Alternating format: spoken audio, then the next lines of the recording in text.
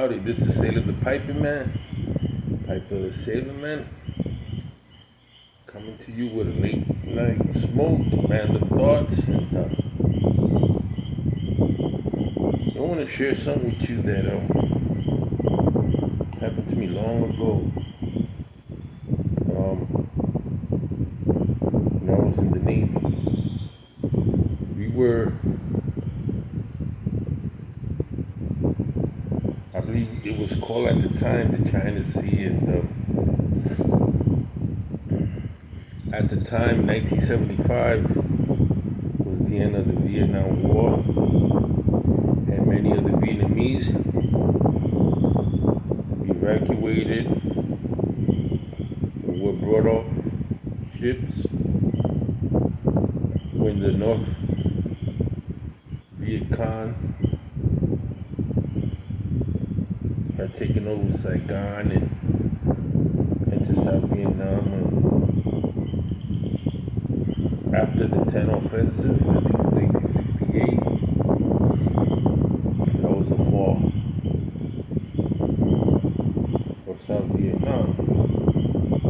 As I remember,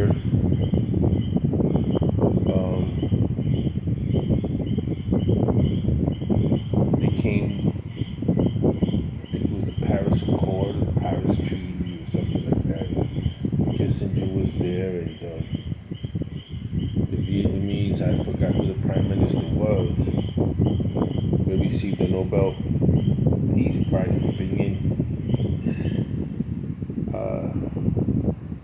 an end to the war, a treaty. The Vietnamese launched an offensive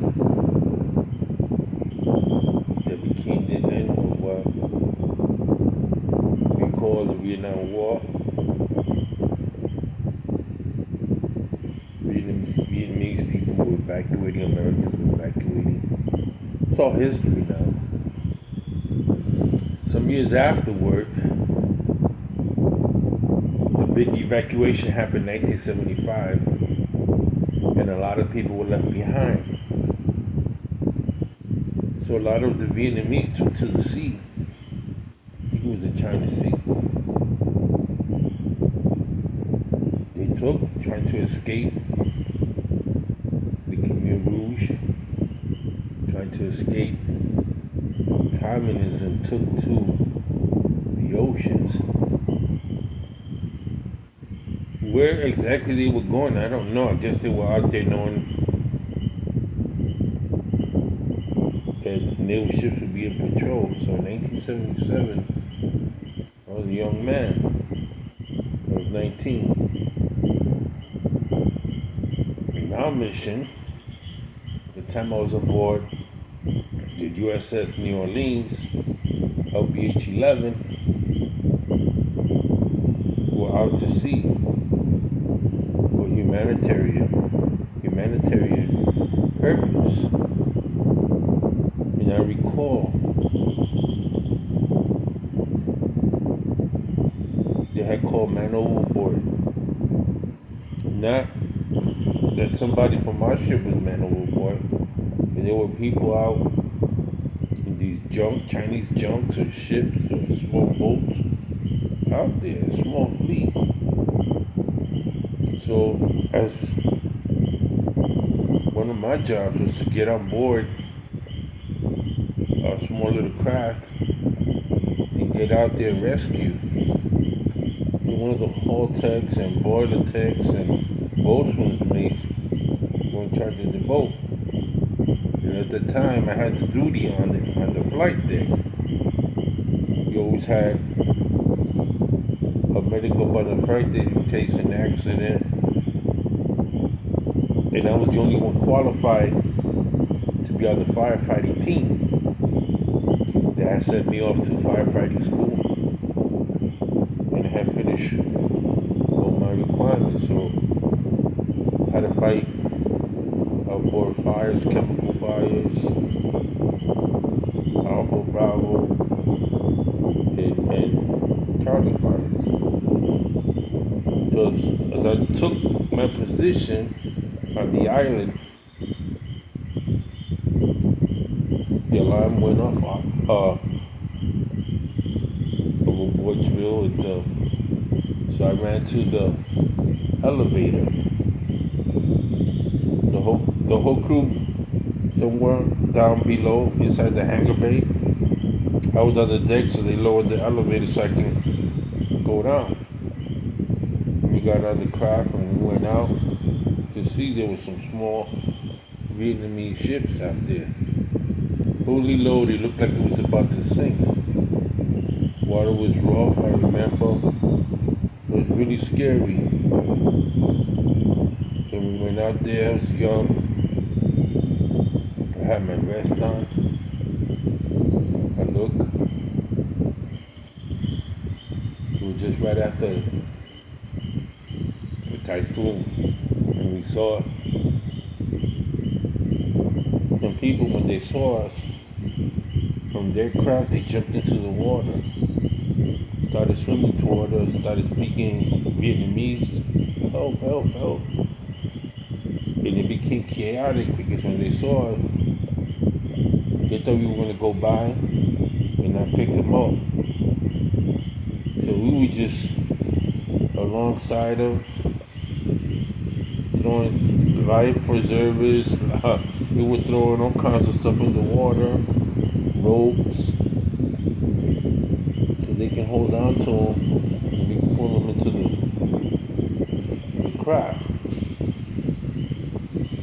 So a little bit farther down, I said, there's a man who didn't get off the craft. And he was an old man, in his 80s years old.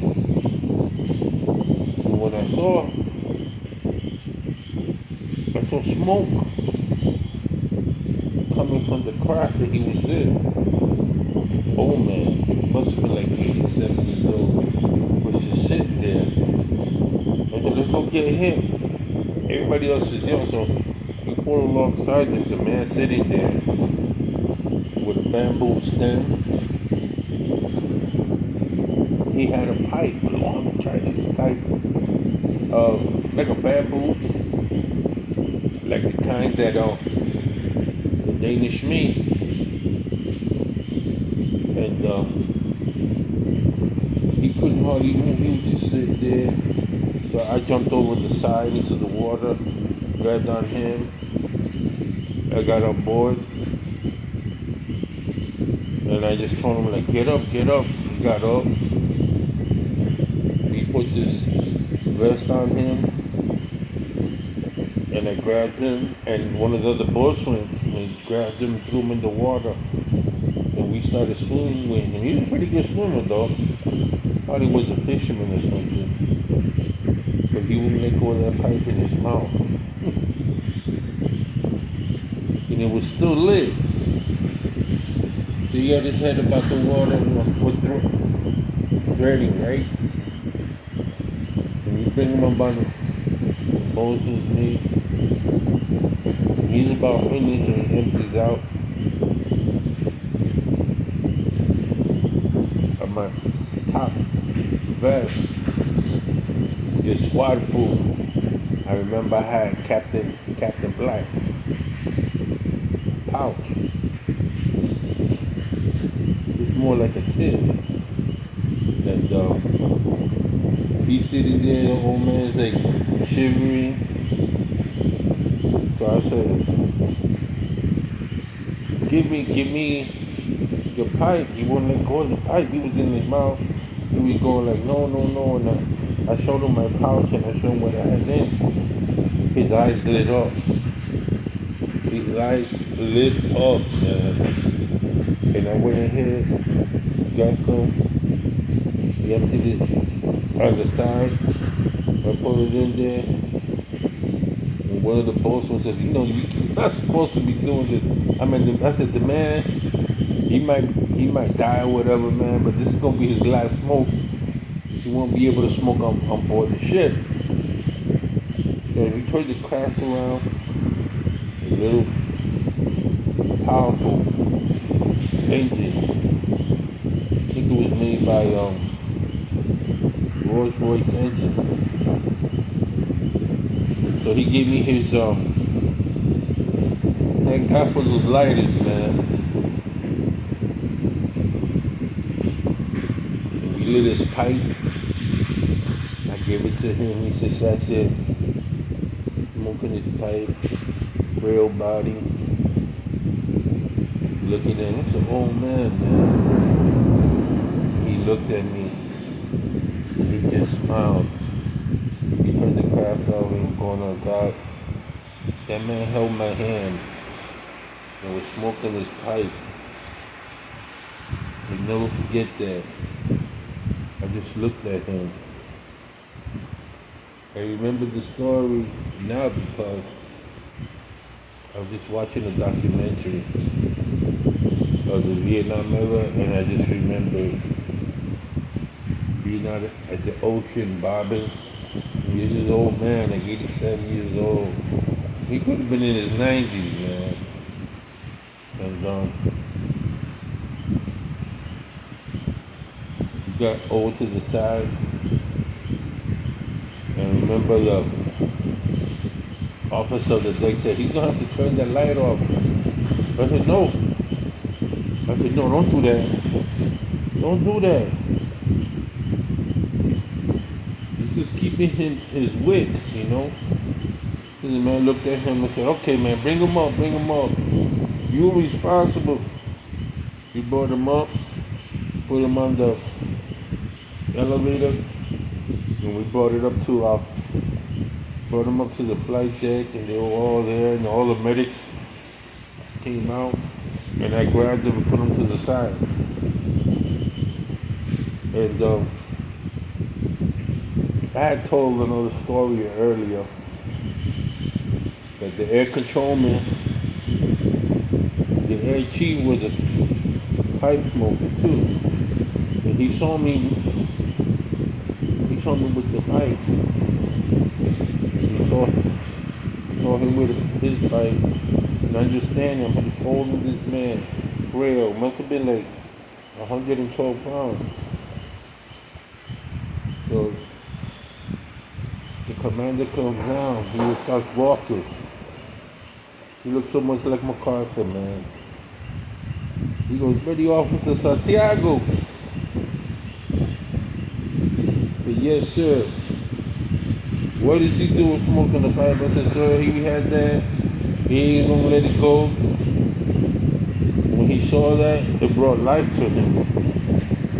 So he looked like that. Was your Captain Black? I go, yeah, let me get some. There's a commander standing there.